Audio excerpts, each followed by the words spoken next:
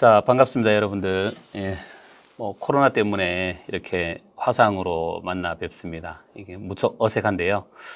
교육 내용이 잘 전달될지는 모르겠습니다만, 열심히 한번 해 보겠습니다.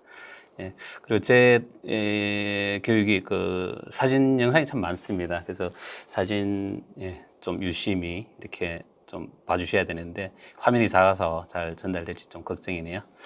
자, 오늘 내용은 크게 거세우 사양 기술하고 또 암소 비육 기술 쪽에 얘기를 해드릴까 합니다. 그리고 그 전에 일본 화우가 자라는 모양, 그리고 키우는 방법, 그리고 우리나라 한우가 자라는 모양, 그리고 우리가 지금 현재 키우고 있는 방법, 그거에 대해서 잠깐 이제 설명을 드릴 거예요. 일단 결론부터 말씀드리면 여러분들이 지금 현재 거세우 비육을 하면서 혹은 암소 비육을 하면서 여러분들 머릿속에 그리고 있는 등급 잘 나오는 소의 모양이 좀 잘못되어 있더라는 겁니다.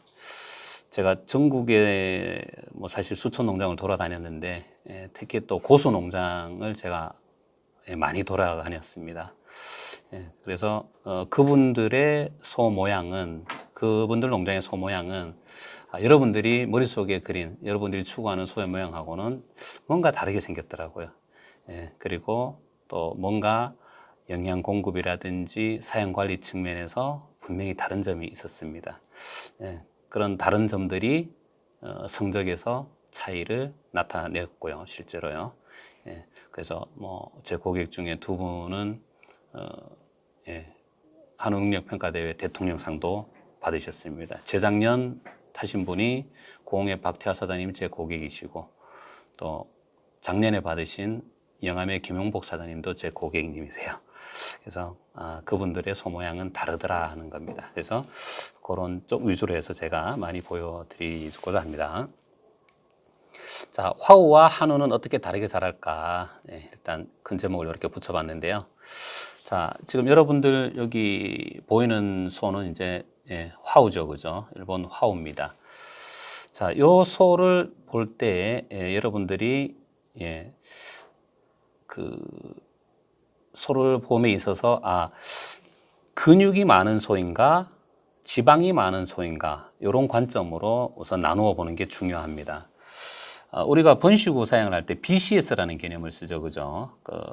체형을 읽을 때 BCS라는 기준을 쓰는데, 저는 소를 볼 때 가장 먼저 뭘 보냐면, 이 소가 근육질의 소냐 아니면 지방질의 소냐, 그거를 먼저 봅니다.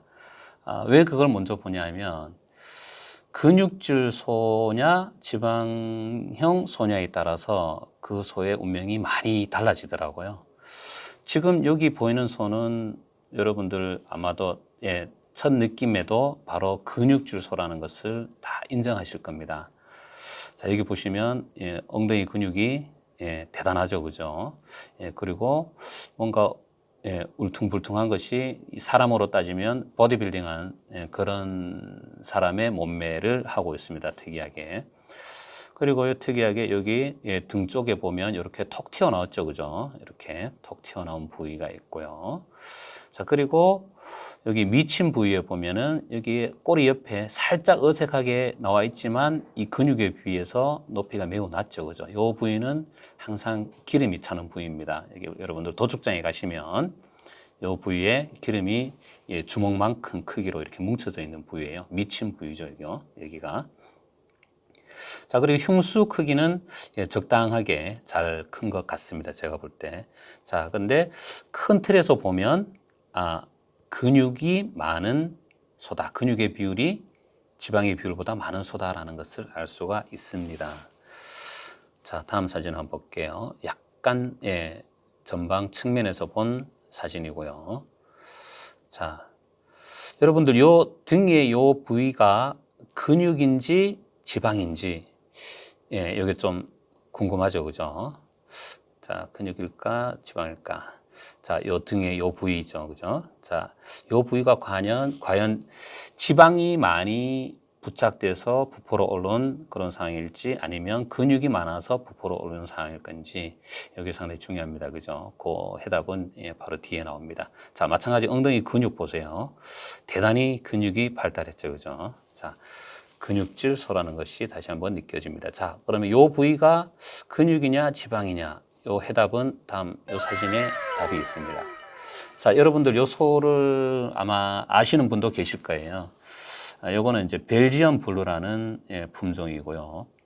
유럽에서 우연히 이렇게 교잡 과정에서 이 소가 탄생을 했고요. 뭐 인위적으로 만든 것은 아닙니다.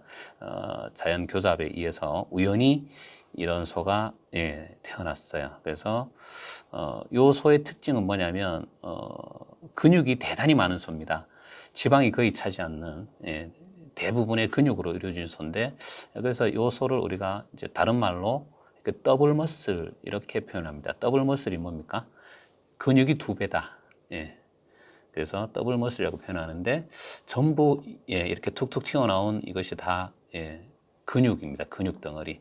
자, 여기 보시면 아까 그 부위에 이쪽 부위에 톡 튀어 올라왔죠, 그죠? 자, 이게 바로 근육으로 튀어 올라왔다는 사실을 보실 수가 있을 거예요, 그죠? 그래서 다시 돌아가면 이 부위에 툭 튀어 올라온 것은 근육이 발달해서 이렇게 툭 튀어 올라오는 모양으로 자라게 되는 겁니다. 자, 그래서 다시 한번 앞에 저 화우는 대단히 근육질소다라는 게 느껴지시죠, 그죠? 자, 그 근육질소를 도축했을 때 등심의 단면입니다. 어떻습니까, 여러분들? 마블링이 기가 막히죠, 그죠?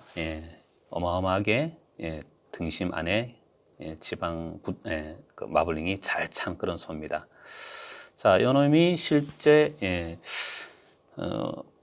2013년도 전국 유구 지육공진회, 그 일본에서는 그 지육공진회라고 해서 이렇게 자기네들끼리 이렇게 그 대회를 많이 여는가 봐요. 이렇게 지역별로도 많이 하고요. 자, 근데 요거는 전국 유경우 지육공진회입니다. 전국 단위 대회에서 우수상 2석을 차지한, 그러니까 2등 했다는 얘기입니다. 생체중이 869kg인데 지육 중량, 도체중이죠. 도체중이 약 한 624kg나 됐습니다.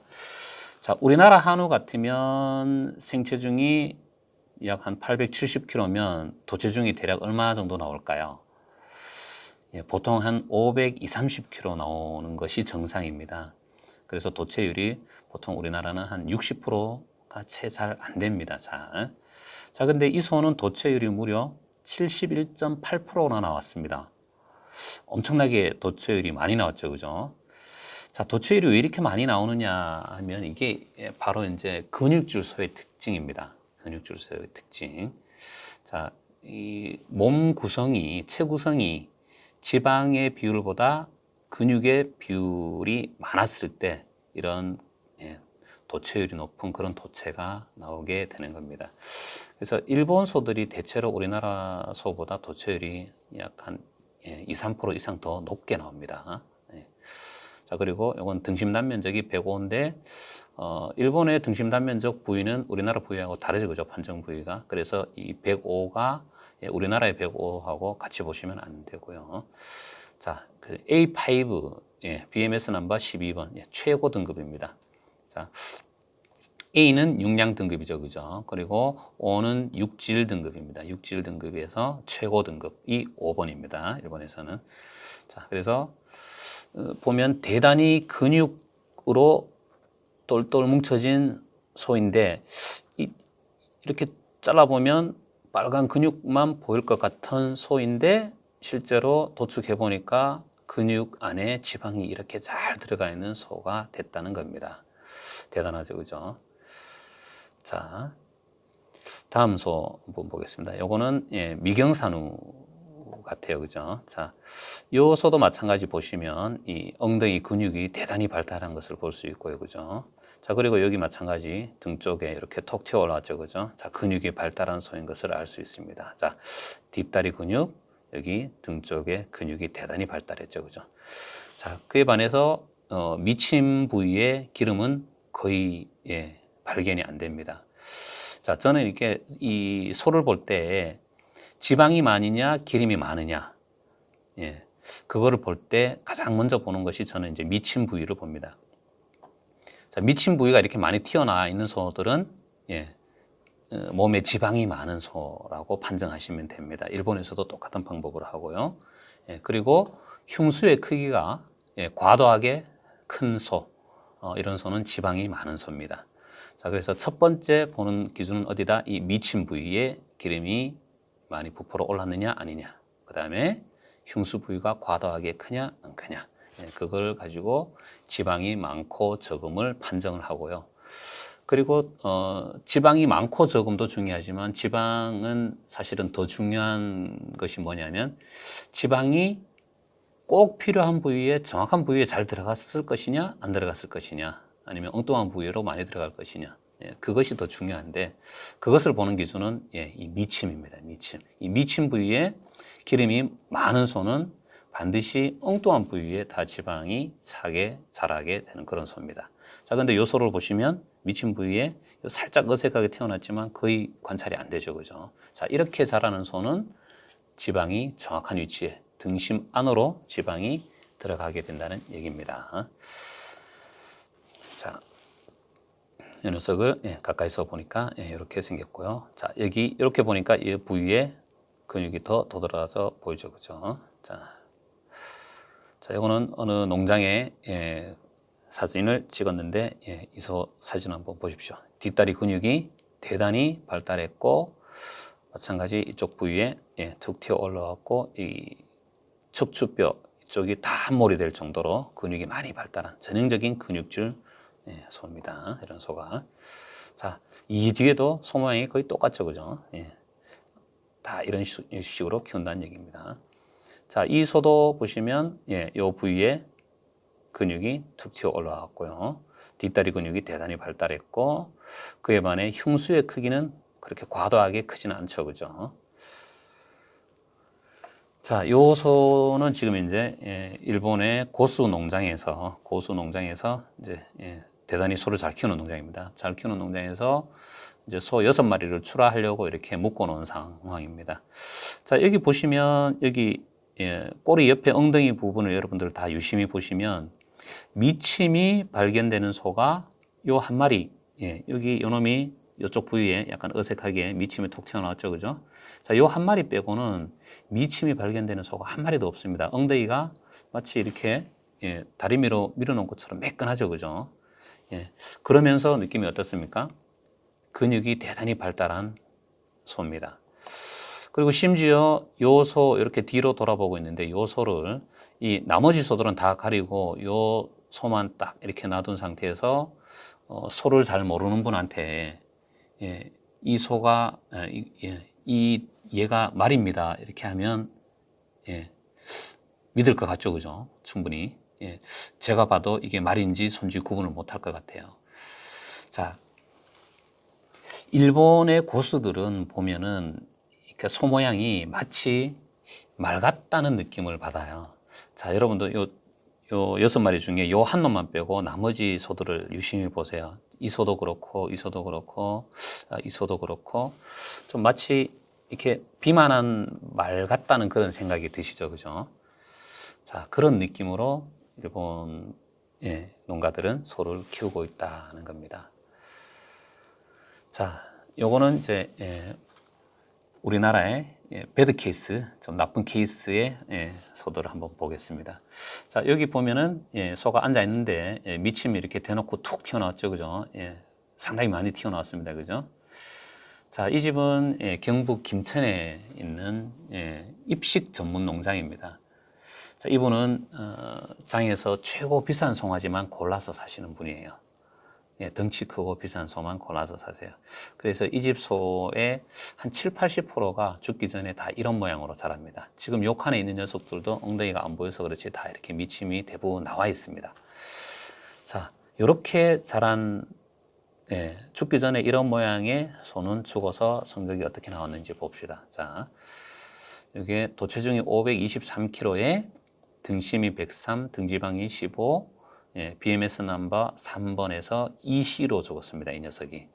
자, 어떻습니까? 여러분들 이 외관 사진으로 봤을 때의 예, 기대치랑 실제 성적이 어떻습니까? 많이 괴리감이 있죠, 그죠? 자, 요놈은 31.3개월령에 죽었는데 지금 요 사진은 24.8개월령에 제가 촬영을 해놓은 사진입니다. 제가 전국에 제 고객들 집에 돌아다니면서 이렇게 특이하게 생긴 애들은 다 사진을 찍어 놨었어요. 예, 그리고 이놈들이 어떻게 죽는지 다 추적해서 관리를 하고 있습니다. 이렇게 사진으로 예, 기억에 의존하지 않고 이렇게 항상 다 제가 정리를 해놓습니다. 자, 왜 정리를 해놓느냐? 이게 제가 이 사진이 한 뭐 천 몇백 장이 돼요. 이런 사진이. 그래서 천 몇백 장을 제가 분석을 해보니까 미침이 나온 것하고 등급 그리고 도체 밸런스는 예, 아주 밀접한 관계가 있다는 겁니다. 자, 미침이 나온 소치고 등급이 잘 나오는 소가 거의 없었습니다. 그리고 미침이 나온 소치고 예, 등지방이 얇고 등심이 큰 소가 거의 없었어요. 예, 미침이 나왔다 이런 소는 예, 거의가 투뿔이 나와도 등지방이 두껍고 예, 등심이 작은 투뿔만 예, 출현이 됐었고요. 도체 밸런스가 나쁜 투뿔이 나왔지 도체 밸런스 좋은 투뿔은 한 마리도 없다라는 겁니다. 자, 그것은 예, 이 미침이 나온 소는 예, 쓸데없는 부위로 지방이 많이 간다는 것을 다시 한번 증명해 주는 거죠. 그죠? 자, 이 사진 어떻습니까? 이 사진은 경남 고성의 제 고객분 소인데 아마도 여러분들 이 소 보면은 과거에 이게 소장사 하시는 분들이 소는 이렇게 키워야 됩니다라고 하는 전형적인 소 모양이죠, 그죠? 자, 보세요. 미침이 우리 여성분들이 좋아하시는 목합빵이라고 합니까? 왜? 그 큰 빵이 있잖아요, 그죠? 예. 그 엉덩이에 꼬리 옆에 큰 빵이 이렇게 두 개 탁 붙어 있습니다, 그죠? 대단히 크죠? 자, 그리고 덩치도 예, 대단히 크게 잘 자랐습니다. 자, 미침이 이렇게 툭 튀어나오게 예, 자, 약간 뒤에서 보면 예, 더 튀어나왔죠, 그죠? 예. 자, 이 녀석이 어떻게 죽었냐면 이렇게 죽었습니다. 530kg에 예, 등심이 108, 등지방이 18mm에서 1C로 죽었습니다. BMS 넘버 4번 1C입니다. 자, 요 소는 어릴 때 고성장에서 최고 비싼 가격으로 예, 요 한 칸에 4마리를 사셨어요. 이 사장님께서. 자, 아비 KPN이 1012입니다. 자, 여러분들 1012 키워보신 분 계실 거예요. 그죠? 1012 KPN 성적이 매우 좋습니다. 예, 전형적인 육질형 소고요. 예, 그리고 등심이 매우 큰 소에 속합니다. 제 빅데이터에서 보니까 약 한 1,300여도 넘게 예, 제 빅데이터에서 추출이 됐는데 평균 근내 지방도가 6.8이었어요. 자, 근데 이 소는 예, 장에서 최고로 비싸게 주고 사서 열심히 키웠는데 BMS 넘버 4번으로 죽었다는 얘기입니다. 자, 그런데 죽기 전에 이렇게 대놓고 미침이 크게 나왔더라 하는 것이 특징이고요.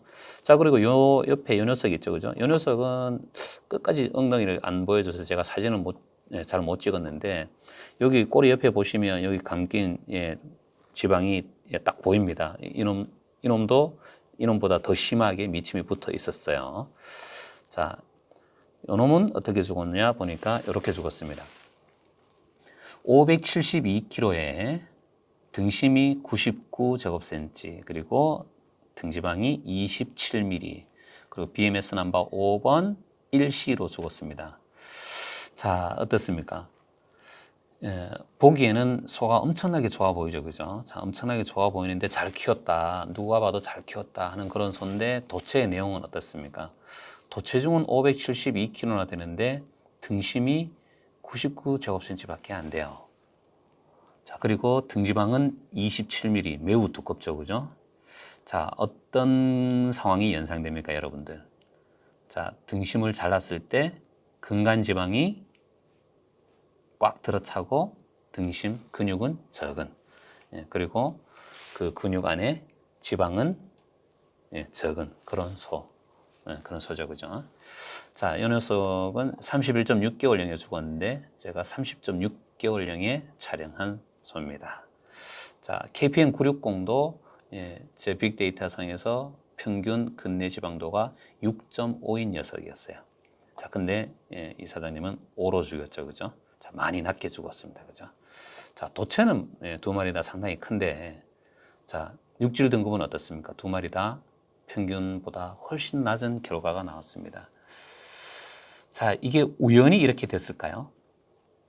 예, 그렇지 않습니다. 이건 필연입니다. 자, 장에서 최고가를 받기 위해서 이 송아지 번식 농가분은 비육 사료를 열심히 먹여서 소를 퉁퉁하게 마치 돼지처럼 키워서 나왔고요. 그 돼지를 이 사장님께서는 입식농가에서는 비싼 돈을 주고 사와서 열심히 죽을 때까지 관리를 잘해서 키웠더니만 도체중은 큰데 등급은 형편없는 그런 소로 죽었던 것 뿐입니다. 자, 유전자의 능력이 전혀 발휘가 안 됐죠, 그죠? 두 마리 다 전형적인 육질형 소인데 결과값은 전형적인 증체형 소의 결과가 나왔죠, 그죠? 자, 유전자의 능력이 완전히 무시된 그런 결과가 나와버렸습니다. 자, 지금부터는 이제 일본의 고수, 일본에는 이제 그 명인회라는 조직이 있습니다. 명인회가 뭐냐면 소를 좀 잘 키우는 분들이 이렇게 모임을 만들었어요. 그래서 명인회라는 모임을 만들었는데 거기에서도 명인회 모임 중에서도 최고 고수 농장의 기자가 이렇게 잠입 취재를 한 내용이 제가 우연히 웹 검색하다 보니까 여기 나와 있더라고요. 그래서 제가 소개를 시켜 드립니다. 그 일본의 급여 프로그램 자료를 우리가 그 정상적으로 이렇게 검색을 해보면 최근 자료는 거의 오픈을 안 해놨어요, 얘네들이. 아마도 막는 것 같아요, 그 유출을. 자, 근데 요 프로그램은 보면 평성 29년 9월이기 때문에 2017년도에 도입한 소란 얘기입니다. 2017년 9월 20일 날 도입했다는 얘기입니다. 자, 2017년 9월 20일 도입한 송아지를 죽을 때까지 이렇게 키운다는 얘기입니다. 자, 구입 시 체중은 321kg였다. 평균 체중이. 그리고 평균 금액은 78만 1667엔이었다. 곱하기 10 하면 됩니다. 약 한 780만 원 정도 하네요. 그죠? 송아지 값이. 자, 그래서 요 세 마리, 한 칸에 세 마리를 넣어서 관리하는데 한 녀석은 320kg, 한 녀석은 327kg, 한 녀석은 316kg란 얘기입니다. 자, 그리고 기본적으로 그 얘네들은 9개월령의 사오입니다. 여기 보면 생년월일이 있죠, 그죠? 자, 뭐 요거는 이제 헤이세이, 영어로는 헤이세이라고 읽습니다. 평성이라고 읽고, 요거 12 빼면은 이제 우리는 서기로 보면 됩니다. 그러니까 2017년 1월 17일생, 자, 그리고 2016년 12월 28일생, 2016년 12월 20일생이네요, 그죠? 자, 그래서 보면은 9월 20일 날 샀기 때문에 평균 만 한 9개월 조금 넘는 나이에 송아지 도입했는데 평균 체중이 321kg다 하는 얘기입니다. 자, 요 321kg 정도 9개월령의 321kg의 송아지면 약간 통통한 소입니다. 일본 기준으로는. 자, 그 통통한 소를 구입해서 내 농장에 들여와서 자, 사료를 어떻게 관리하느냐 한번 보겠습니다. 자, 여기 보시면 도입 후 한 달, 두 달, 세 달, 요 선 하나하나가 10일 단위로 그어놨습니다. 아주 정밀하게 조절을 해놨죠, 그죠? 자, 여기 보시면, 자, 도입 후 20일 동안은 배합 사료를 몇 킬로 준다? 1kg만 준다. 자, 그 다음에 열흘 동안은 1.5kg 주고, 자, 그 다음에 한 달 동안은 2kg를 준다. 이렇게, 그려져 있습니다. 그 다음에 또 한 달 뒤에 1kg를 갑자기 올려서 3kg 열을 주다가 그 다음 3.5kg 열을 주다가 4kg 열을 주다가 자, 도입하고 만 3개월 만에 배합 사료를 4kg까지 올렸습니다. 그죠? 자, 어떻습니까? 여러분들은 어떻습니까? 송아지 도입을 해서 도입하고 첫 달, 둘째 달, 셋째 달 사료를 몇 킬로 주시나요, 여러분들은? 자, 그리고 질문이 하나 더 있죠, 그죠? 자, 이 일본에서는 이 송아지가 구입 전에 그 송아지 시장이 나오기 전날 사료를 과연 몇 킬로 먹고 나왔을까요? 자, 그리고 우리나라 한우 송아지는 과연 여러분들이 사오기 전날 배합 사료를 몇 킬로 먹고 나왔을까요? 그거를 한번 고민해 봐야 됩니다. 자, 제가 전국에 돌아다니면서 강의하면서 제가 많이 한 질문 중에 하나가 번식우 농가한테 이런 질문을 합니다. 여러분들 송아지장에 나가기 전날 사료 몇 킬로 먹이세요? 라고 질문을 했더니만 평균적으로 돌아오는 대답이 7kg 아니면 8kg 정도였어요. 배합 사료. 자, 어떻습니까, 여러분들? 여러분들도 여러분들 집에 키우는 송아지도 그 정도 먹이시나요? 자, 일본에서는 2010년 이전과 이후로 좀 갈리는데요. 2010년 이전에는 우리나라처럼 9개월령 나오기 전에 사료를 7kg, 8kg 이렇게 먹여서 나왔답니다. 자, 그런데 2010년 이후로는 송아지 키우는 교과서를 새로 만들었어요. 실제로 정확하게는 2015년 1월 달에 그 전국에 배포를 했는데, 그런데 그 실험을 2010년 초반에 실험을 거쳐서 최종 검증까지 하는데 몇 년이 걸렸겠죠, 그죠? 그래서 2015년에 교과서를 새로 만들면서 자, 우리 9개월까지 제발 좀 사료 4kg만 주고 키우자라고 전국적으로 약속을 했고 교과서를 그렇게 만들었어요. 자, 우리나라에는 아직 그런 교과서조차 없죠, 그죠? 여러분들은 집집마다 하는 것이 교과서입니다, 현재는, 그죠? 그래서 교과서가 우리나라에는 수도 없이 많습니다, 그죠? 자, 그런데 자, 이 집은 제가 아까도 말씀드렸지만 명인회 소잘 키우는 그룹 중에서도 최고 고수 농장의 급여 프로그램이라는 사실입니다. 자, 장에 나오기 전에 4kg 먹었다 칩시다, 그죠? 4kg 먹은 소였는데 그 4kg 먹은 소를 그 4kg 다시 돌아가는데 90일 걸렸다는 얘기입니다. 자, 과연 이때 왜 이렇게 사료를 적게 줄까? 이걸 고민해야 되는데 왜 이렇게 하느냐? 자, 왜 이렇게 할까요, 여러분들?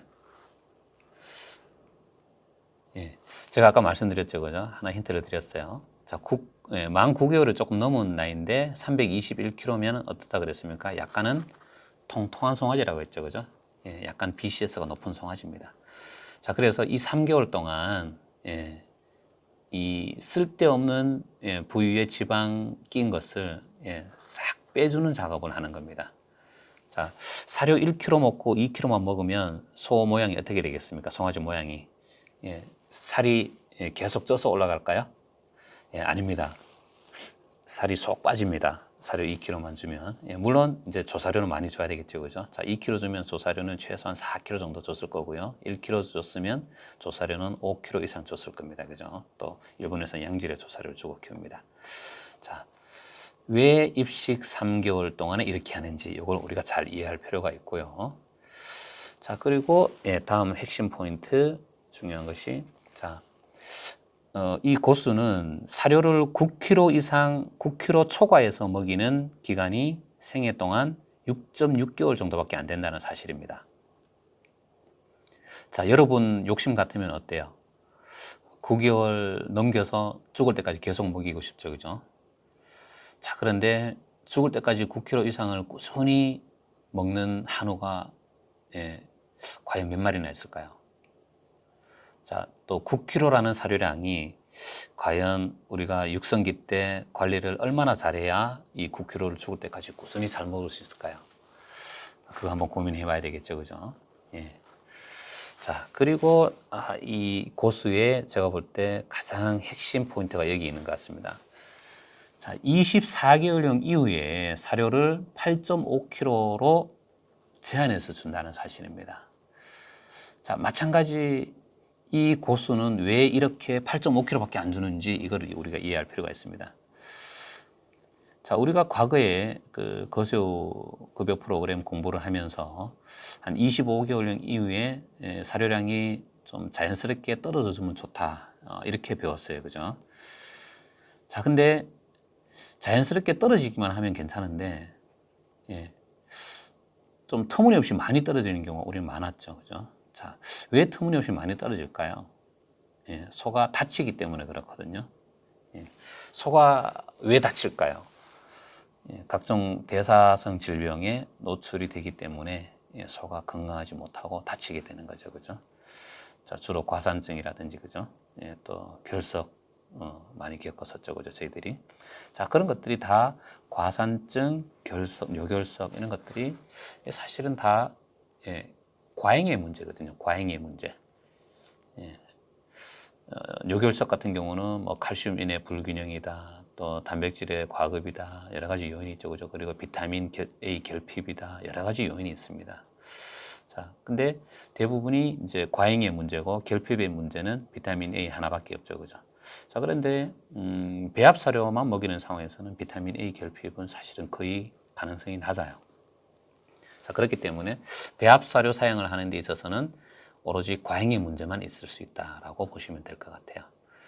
자, 이 고수는 자, 24개월령부터 8.5kg를 자연적으로 떨어져서 8.5kg일까요? 아니면 강제로 내렸을까요? 이것도 궁금하죠, 그죠? 예, 저는 강제로 내렸다고 생각합니다. 자, 왜 내렸을까요? 예, 죽을 때까지 꾸준히 안 다치고 잘 먹게 관리하기 위해서 일부러 떨어뜨렸다고 저는 생각해요. 예, 여러분들 생각은 어떠신지 모르겠지만 예, 저는 그렇게 풀이를 합니다. 자, 그래서 요 초기에 그러니까 예, 초기 석 달을 준비 기간을 잘 해서 사료량을 열흘 단위로 막 아주 조밀하게 쭉쭉쭉 올라갔죠, 그죠? 자, 그리고 특징은 8kg가 됐을 때부터는 어떻습니까? 증가 속도를 현저히 낮췄죠, 그죠? 2달 동안. 자, 이것도 하나의 포인트입니다, 그죠? 자, 왜 이렇게 늦췄을까요? 8kg 넘어가는 구간에서는. 자, 8kg 넘어가는 구간에서는 이 증량을 열흘에 한 번씩 하면은 어떻게 된다? 다치는 빈도가 높기 때문에 이렇게 천천히 8kg 넘어가는 구간에서 천천히 증량을 하는 겁니다. 저는 그렇게 해석을 했어요. 또 당연히 그럴 겁니다. 그래서 이 고수는 왜 이렇게 키우느냐 하는 관점에서 여러분들이 많이 고민을 하고 이 테이블을 봐주시면 좋겠고요. 그리고 요 11개월에서 16개월까지 비타민 C 급여를 했네요, 그죠? 제가 요거를 사실은 제 지인분들한테 몇 분 보내드렸지만 더니만 몇 분이 전화가 오셨어요. 비타민 C를 당장 먹이겠노라고. 제 대답은 간단합니다. 먹이지 마라. 소가 건강하면 이 비타민 C는 따로 안 먹이셔도 됩니다. 건강한 데 집중하세요. 그렇게 했습니다. 여러분들 요거 됐다고 또 여러분들 비타민 C 싸먹여야지 그렇게 하시면 안 되고요. 참고로만 보시면 됩니다. 이분은 이렇게 키우더라. 자, 이 농장에 키우는 환경을 제가 사진을 올려놨길래 소개해 드립니다. 자, 요 암소입니다. 암소를 이렇게 키웁니다. 자, 어떻습니까? 방목이죠, 그죠? 방목. 자, 방목. 부럽습니다, 그죠? 우리나라는 방목하고 싶어도 법규 때문에 잘 못하죠, 그죠? 노출지역이 많습니다, 그죠? 자, 이 송아지들도 이렇게 밖에서 나와 놀아요.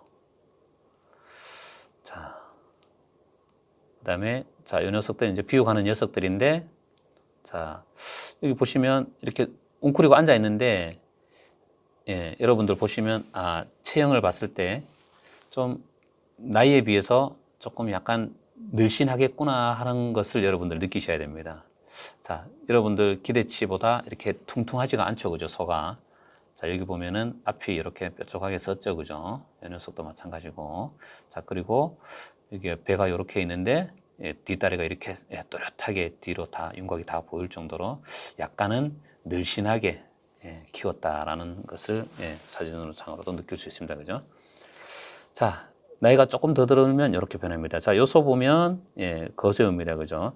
자, 엉덩이가 보시면 미침이 하나도 없이 엉덩이가 말끔하죠, 그죠? 말끔하면서 왠지 좀 소가 되게 단단하다라는 느낌을 받죠, 그죠? 그리고 약간 여기 살짝 이렇게 튀어 올라왔네요, 그죠? 벌써. 그리고 뒷다리 근육이 약간 발달해 있는 그런 상태죠, 그죠? 자, 옆에는 또 뛰어다니는 엄마 소, 또 육성호가 보이네요, 그죠? 자, 이렇게 키우고 있습니다, 이 집은. 자, 그리고 조금 더 나이가 든 거세우는 이렇게 생겼습니다. 자, 여러분들 이 모양, 소 모양 한번 보세요. 자, 여러분들은 자, 이 정도 나이가 됐으면 이렇게 둥글둥글한 소 모양을 원하죠, 그죠? 자, 근데 이 집 소 모양을 보세요. 자, 등은 약간 평평하다가 좀 가파르게 내려갔다가 배 쪽에서 이렇게 동그란, 이거 뭐 수류탄 모양이라고 해야 되나요? 뭐 표주박 모양이라고 해야 되나요? 약간 느낌이 과잉되게 표현하면. 자, 여러분들은 여기 등판에서부터 배까지 이렇게 둥글둥글한 소를 원하시죠, 그죠? 자, 근데 이 집의 소는 다 보세요. 여기 요 옆에 있는 소도 갈비가 하나, 둘, 세 개가 거의 비치죠, 그죠? 자, 등판이 살짝 넓으면서 표주박 모양처럼 급하게 내려왔다가 배가 이렇게 동그란 이런 모양으로 자란다는 얘기죠. 자, 이 뒤에서도 한번 보세요. 이 뒤에서도 보면 마찬가지 느낌이 여러분들 머릿속에 있는 이런 둥글둥글한 소의 느낌은 아니죠, 그죠? 소의 모양이 약간 다르다는 걸 느끼실 수 있을 겁니다.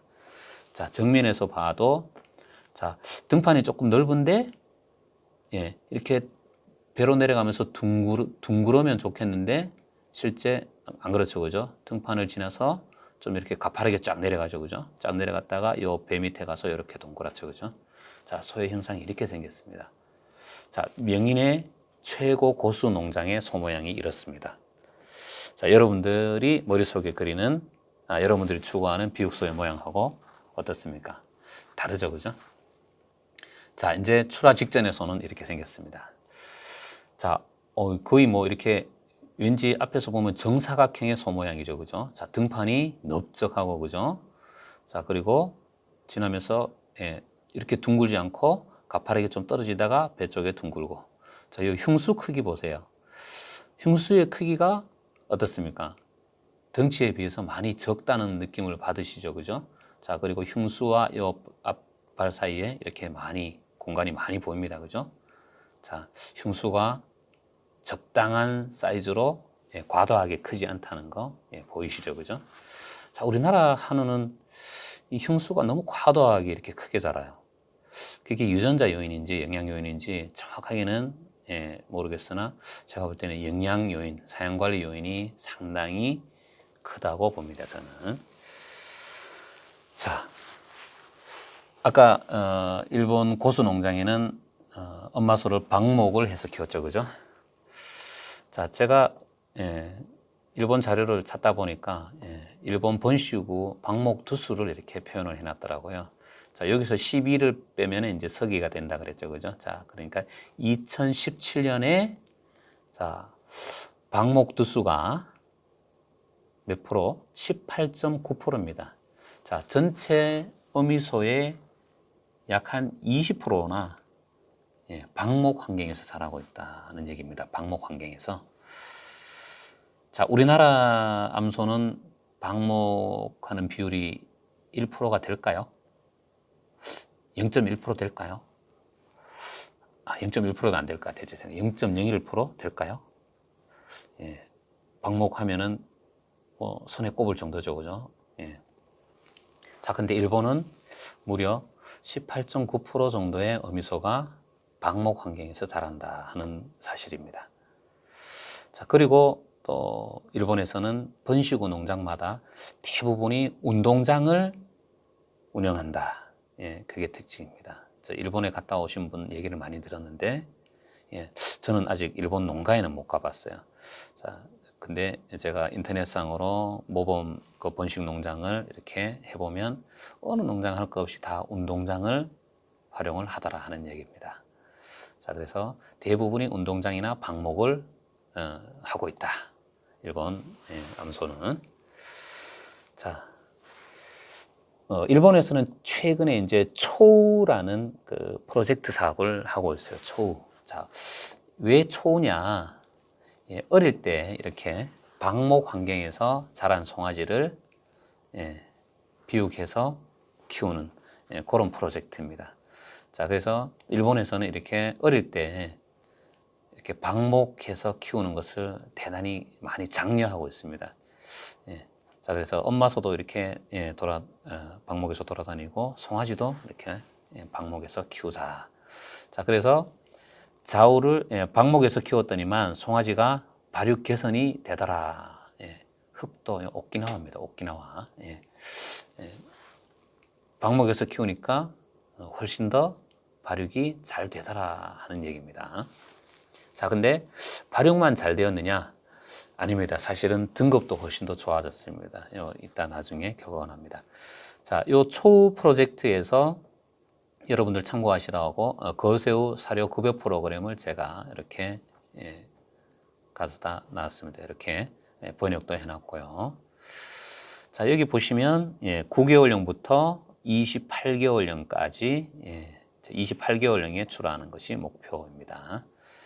자, 그리고 여기 보면은 9개월령에 처음 들어오면은 사료를 자, 한 3.7kg, 3.5kg, 여기 3kg니까 3.5kg 정도 되겠네요. 그죠? 3.5kg에 자, 요 노란 게 요거 뭐냐 보니까 고단백 사료, 대두박이라는 얘기입니다. 대두박.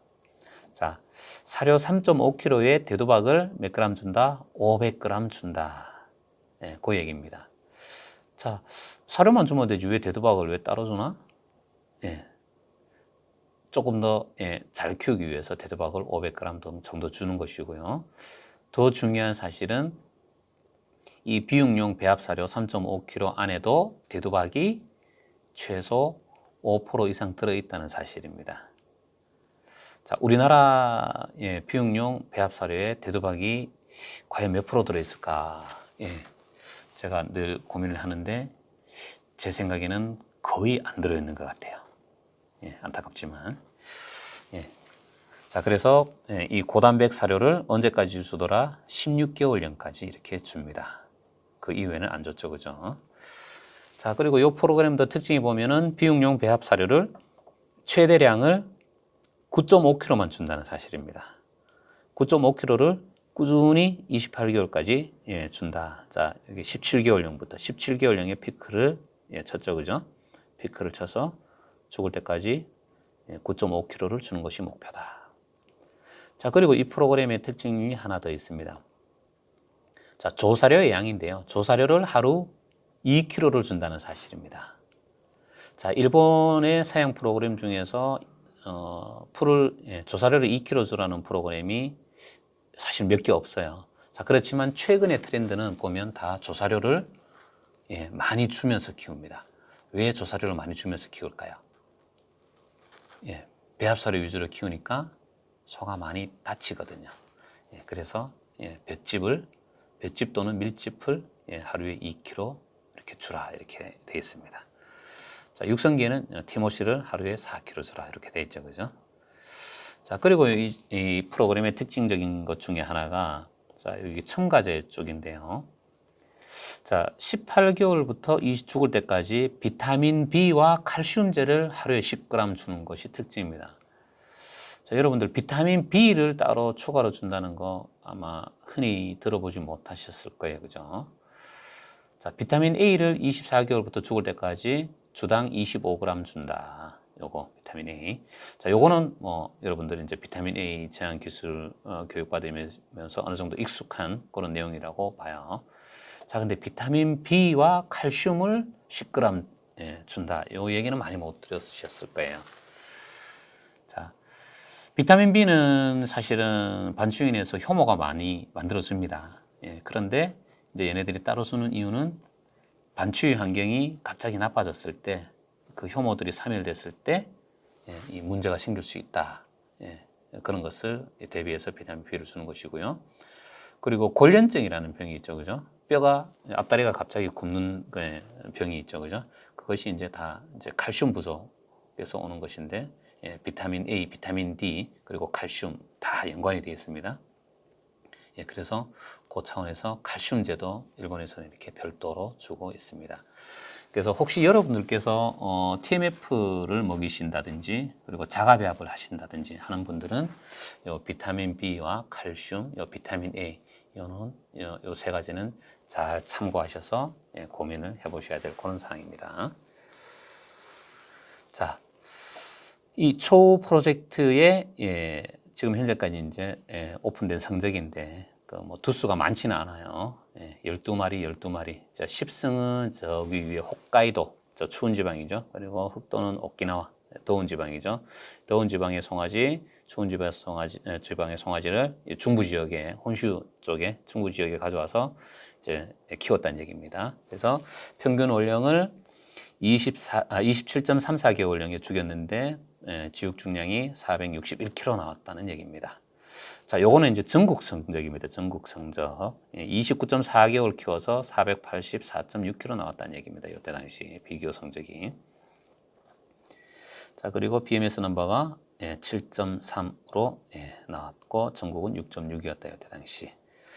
자, 이렇게 자, 이거는 2015년 성적이네요. 그죠? 2015년 성적이 이렇게 됐다는 얘기입니다. 그래서 초우 프로젝트의 가능성을 얘네들이 이제 점쳐보고 있는 그런 상황인 겁니다. 그죠?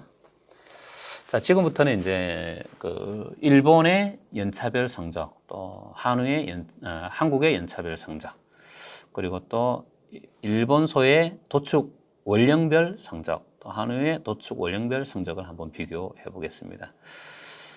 요거를 보면 우리가 소를 거꾸로 키우고 있구나 하는 것을 너무나 극명하게 이해를 할 수 있습니다. 자, 요거는 이제 2001년부터 2019년까지 흑모화우의 도축 성적입니다. 자, 요 파란 선은 거세우고요. 요 빨간 선은 암소인데 요 암소 중에서도 미경산 비육만 들어간 겁니다.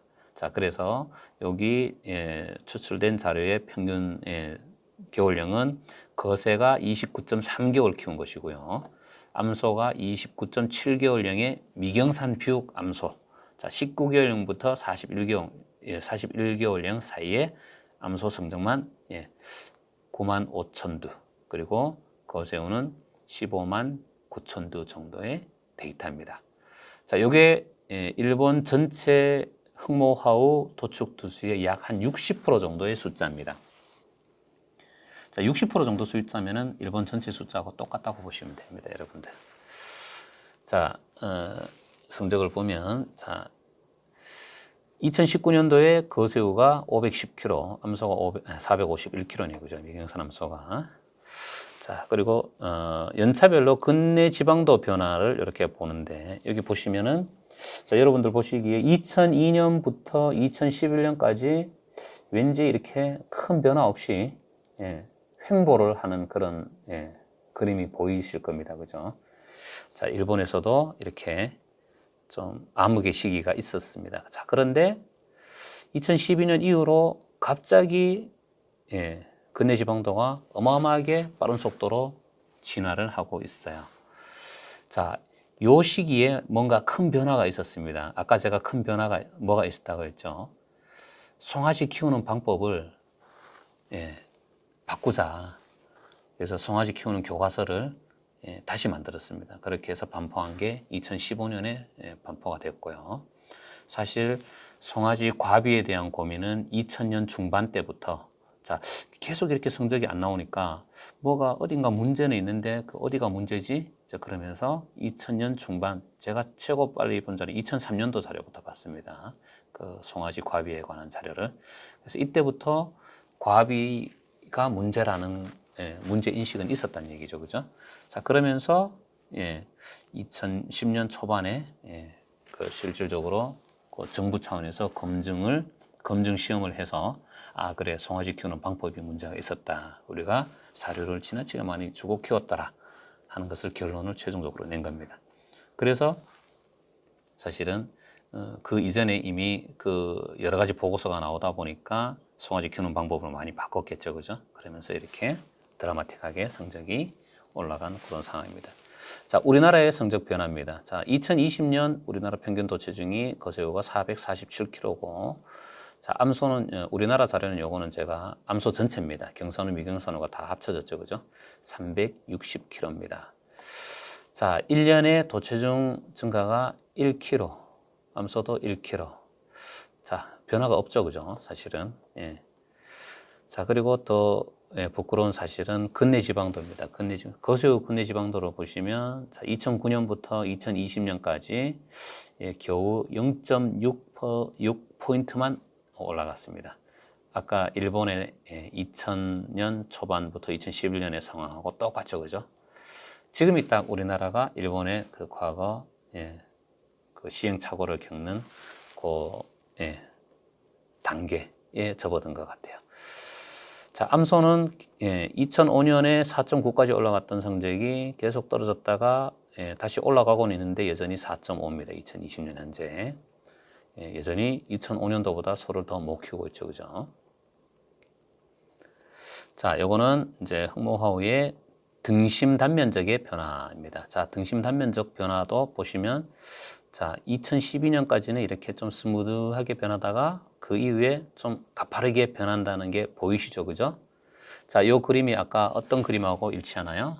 근내 지방도 변화하고 거의 모양이 일치하죠, 그죠? 자, 희한하게 등심 크기하고 근내 지방도 하고 그래프 모양이 흡사하게 닮아 있다는 걸 여러분들이 느끼실 수 있을 겁니다. 자, 이건 사실은 따져보면 너무나 당연합니다. 자, 근내 지방도가 좋아진다는 의미는 등심 내에 지방의 침착이 잘 된다는 걸 의미하죠, 그죠? 자, 등심 내에 지방이 그만큼 많이 잘 들어왔다는 걸 뜻하잖아요. 자, 등심 내에 지방이 많이 들어왔으면 그 등심의 근육이 밀려서 당연히 더 커지겠죠, 그죠? 전체 지방과 근육이 같이 어우러져 있으니까 등심에는 당연히 커지겠죠. 그래서 모양이 같아지는 것은 당연한 결과입니다, 그죠? 자, 등지방 두께를 보면 기가 막힙니다. 2008년에 2.43cm입니다. 이거는 단위가 일본에서는 cm 단위로 씁니다. 자, 우리나라로 따지면 24.3mm죠, 그죠? 자, 근데 2019년 현재도 24.8mm, 2.48cm. 자, 거의 변화가 별로 없다는 것을 느낄 겁니다. 자, 등지방은 거의 고정이 됐고 등심은 계속 커지고 또 체중 커지고. 자, 이거는 뭘 뜻합니까? 해가 가면 갈수록 일본 소들은 등지방은 그대로인데 등지방으로는 지방을 안 보내는데 어디로 지방을 많이 보내더라? 등심 안으로 지방을 기가 막히게 잘 보내더라 하는 얘기입니다. 그죠? 자, 일본 사람들이 참 소를 잘 키우는 거예요. 그죠? 기술이 좋다고밖에 할 수 없습니다. 자, 요거는 이제 우리 한우의 그 등심 단면적과 등지방의 변화입니다. 자, 아까 일본은 이렇게 갔다가 이렇게 갔죠, 그죠? 자, 그런데 우리나라는 조금 2011년까지 가파르게 오르다가 그 이후에는 오히려 증가 속도가 처졌죠. 자, 일본하고 어떻습니까? 정반대의 모양이죠, 그죠? 자, 등지방 두께 볼까요? 자, 등지방 두께도 아까 일본은 약간 올라갔다가 완전히 평행으로 고정이 됐죠, 그죠? 자, 우리나라는 어떻습니까? 꾸준히 증가하고 있죠, 그죠? 자, 이게 틀립니다. 자, 우리나라는 이 그래프만 보면 등심으로 가는 지방의 양보다 등지방으로 가는 지방의 양이 해마다 더 급하게 늘어나고 있다. 이렇게 평가를 할 수 있죠, 그죠? 자, 소를 키우는 우리가 등지방으로만 지방을 많이 보내고 등심 안으로 많이 못 넣는다 하는 얘기입니다. 그만큼 우리가 사용관리 기술이 떨어진다 하는 것을 의미합니다. 자, 지금부터는 도축 원령별로 화우와 한우의 차이점을 볼 거예요. 자, 요거는 25개월령에 죽었을 때, 34개월령에 도축했을 때의 성적의 변화입니다. 자, 도체중은 이렇게 꾸준히 늘어나네요, 그죠? 근데 암소는 이렇게 오히려 약간 내리막이 있다, 그죠? 자, 도체중은 이렇게 변했고요. 자, 그런데 근내 지방도죠, 그죠? 자, 근내 지방도 한번 보시면 25개월하고 34개월의 변화가 거의 직선입니다, 그죠? 여러분들 보시면 직선이죠, 그죠? 자, 오래 키우면 오래 키우는 족족 정확하게 그 근내 지방도가 착착착착 올라간다 하는 얘기입니다. 자, 그래서 예를 들어 한 4개월 정도를 더 키우면 자, 7.4이던 것이 8.2가 된다 하는 겁니다. 자, 0.8이나 올라가네요, 그죠? 자, 0.8이면 엄청나게 많이 올라가는 거죠, 그죠? 자, 4개월 더 키우면, 자, 그러면 2달을 더 키우면 어떻게 되나? 0.4에서 7.4에서 7.7이 되니까 0.3 정도는 올라가네요, 그죠? 자, 어쨌거나 이렇게 꾸준히 올라가는 변화를 보이더라 하는 겁니다. 이것이 중요하죠. 그죠? 자, 우리나라의 변화는 이렇습니다. 도체중 비슷하게 변했습니다. 그죠? 자, 그런데 근내 지방도의 변화가 보시면 자, 일본 그림하고는 다르죠. 자, 일본은 아까 어땠습니까? 직선적으로 증가했는데 우리나라는 30개월령까지 가파르게 올라가다가 그 이후에는 증가 속도가 현저히 늦어져 버리죠. 그죠? 자, 이게 왜 이런 차이가 나오느냐. 이게 우리가 이해를 해야 됩니다. 자, 그 다음, 등심 단면적과 등지방 두께. 자, 우리나라는 어떻습니까? 28개월령 되면 뭐 등심 단면적이 다 컸다. 어떤 사람들은 그렇게 얘기를 해요. 새빨간 거짓말입니다. 예. 일본에서는 어떻게 얘기하냐면 죽기 전 5달 동안에 등심 단면적이 드라마틱하게 커진다. 그렇게 얘기를 합니다. 자, 근데 그 죽기 전 5달, 그거는 우리가 이해를 잘 해야죠. 그죠? 자, 죽는 날이 소가 다 익는 날입니다. 소가 다 익었을 때. 자, 근데 안타깝게도 우리나라는 소를 모두가 거의가 다 덜 익었을 때 도축을 시킨다는 그런 사실입니다. 안타깝게도 제 빅데이터 상의 데이터를 분석해 보면요. 자, 아까 데이터를 보시면 알겠지만 일본은 등지방이 매우 두껍죠. 그죠? 아까 24.8mm였잖아요. 그죠? 물론 부위는 다르지만 자, 그 소하고 자, 우리나라 다시 돌아가 볼까요? 우리나라의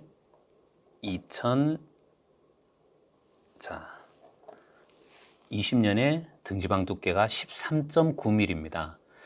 자, 약 한 1cm나 차이가 나죠. 그죠? 자, 이 한우가 등지방 13.9mm짜리 한우가 여러분들 과연 다 익은 한우일까요? 그거 한번 여러분들 고민해 보셨습니까? 저는 단호히 말씀드리지만 아직 덜 익었다고 얘기합니다. 제가 그래서 묻지 말고 2달 더 키우라는 말씀을 제가 무척 많이 드리죠. 그죠? 묻지 말고 2달 더 키우라. 자, 묻지 말고 2달 더 키우라는 말씀을 왜 드리냐면 소가 덜 익었는데 다 죽이고 있기 때문에 그래요. 사실 오늘 아침에 여기 고령에 계신 제 고객분께서 전화가 오셨더라고요. 대뜸 전화 오셔서 내가 오늘 자랑하려고 전화했대요. 그래서 소 14마리를 냈는데 한 마리 빼고 다 툭불이 나왔는데 평균 도체중이 520kg였대요. 자, 그래서 그 전에 이분이 이제 전화로 저랑 자주 상담하는 분인데 한 6달쯤 전에 나가야 될 요 소들이 이제 이번에 나간 소들이 사료를 갑자기 안 먹기 시작했어요. 그래서 저한테 뭐 비상사태로 전화가 왔더라고요. 그래서 제가 이제 몇 가지 처방을 해드리고 미안하지만 요놈들은 한 2달 정도 더 키워서 냅시다라고 그때 이제 권장을 해드렸더니만 이제 제가 시킨 그대로 하셨다고 하더라고요. 자, 그래서 오늘 이제 아침에 전화가 오셔서 자랑한다고 전화했다. 그러면서 고맙다 이렇게 하시더라고요. 자, 몇 개월 키웠냐고 물어보니까 34개월 키웠답니다. 자, 근데 이분은 아까 이제 아침에 전화하시면서 하시는 말씀이 한 달에 100만 원은 더 번 것 같다라는 표현을 하시더라고요. 그러니까 한 달에 100만 원, 실제로 한 달에 100만 원 차이 날 수 있습니다. 왜? 마지막 5달 동안 소는 다 있거든요. 자, 근데 안타깝지만 여러분들은 다 덜 익은 상태에서 죽이고 있기 때문에 소 잘 키우시는 분들은 한 달에 100만 원 차이가 날 수 있습니다. 자, 이렇게 변했죠, 그죠? 자, 근내 지방도가 현저히 떨어지더라, 일본하고는 다르게. 자, 그 다음에 일본 소의 등심의 변화, 등지방의 변화. 자, 등심은 거의 직선적으로 증가했죠, 그죠? 그런데 등지방 보세요.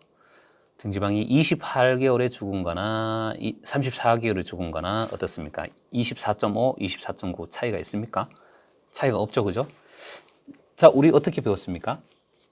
오래 키우면 등지방만 두꺼워진다. 그렇게 배웠죠, 그죠? 자, 일본 소가 그렇습니까? 안 그렇죠, 그죠? 오래 키웠는데 등지방이 두꺼워졌나요? 안 두꺼워졌잖아요. 자, 물론 사실 여기는 이제 좀 논쟁거리는 있어요. 자, 이게 생리적으로 다 익은 소이기 때문에 이 이상은 생리적으로 더 찔 수 없는 상태일 수 있습니다.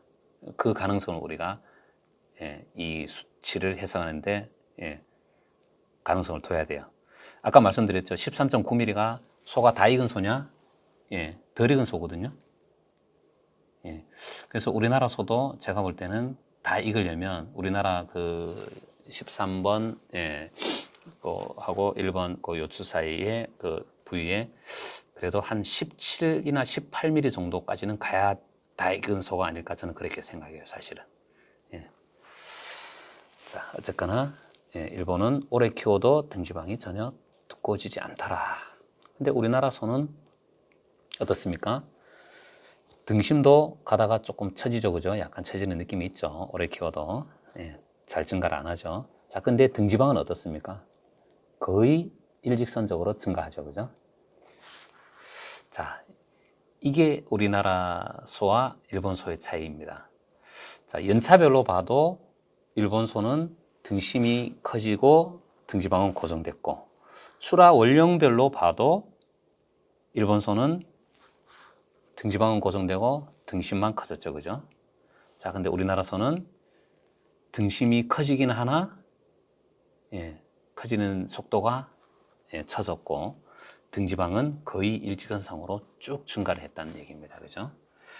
자, 그래서 자, 우리 한우 키우는 분들의 이게 숙제입니다, 숙제. 자, 왜 한우는 2011년까지 육질 성적이 제자리인가? 일본도 2011년까지 육질 근대지방도가 거의 횡보를 했었죠, 그죠? 자, 근데 그들은 무엇을 고민하고 무엇을 고쳤는가? 우리가 이거를 이해할 필요가 있습니다, 그죠? 아까 답은 뭐 이미 다 말씀드렸죠, 그죠? 자, 그리고 왜 한우의 육질 향상 속도가 떨어지노?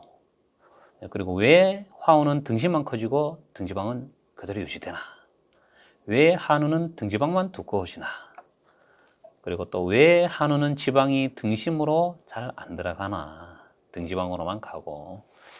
자, 이 모든 걸 종합해 보면, 자, 안타깝지만 우리는 여전히 한우를 잘 이해하지 못하고 있다. 소를 잘 이해하지 못한다는 얘기입니다.